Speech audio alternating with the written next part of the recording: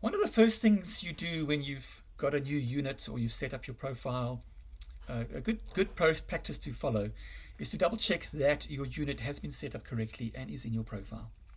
So if we go to quick setup over here, profiles, we will find this page which lists all your profiles. Then we'll click on the profile that we want to double check that has the unit you're looking for.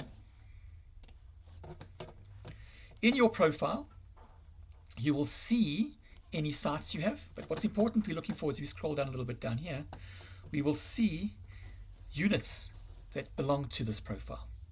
You might have only one, you might have more, it depends. I just want to show you what this page over here can explain when it comes to the profile and how it works. So the important thing to note on this page is the last time it was communicated. Last time it communicated with the server. If that is less than an hour ago, as in the case of this one over here, I can see that this unit is busy communicating with the server and we're good. I can also see a few other things from this. We've got a little $ next to the serial number of the unit. That means that the unit was purchased and is not on loan or demo or a rental unit.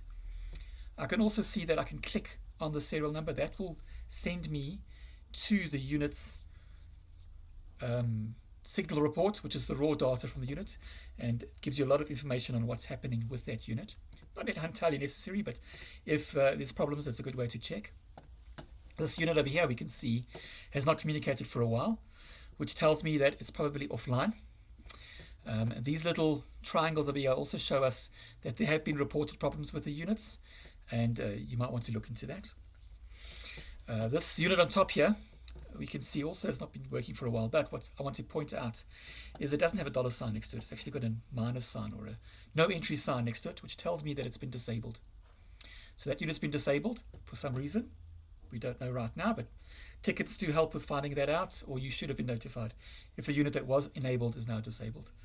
Especially if you don't understand what the unit is, it might just be a system unit or something like that that you don't have access to, which is the case in this scenario. Now, you'll see on this one, you've also got 3 little icons that are next to it. They indicate certain capabilities that have been taken away from this unit. I'll go through them quickly, and so if you see them next to yours, you'll understand what they mean.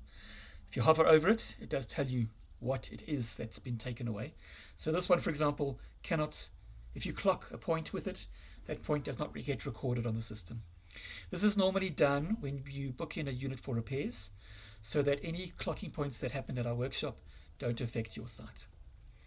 We've also got automation disabled. This is for units that have on like mid-tier usage, so customers who want a slightly lower cost option. Is sometimes available, not in all areas, but it does sometimes get available in some areas, and then we can disable the automation. It becomes a lower cost, but then you can't get automatic emails, reports from that unit.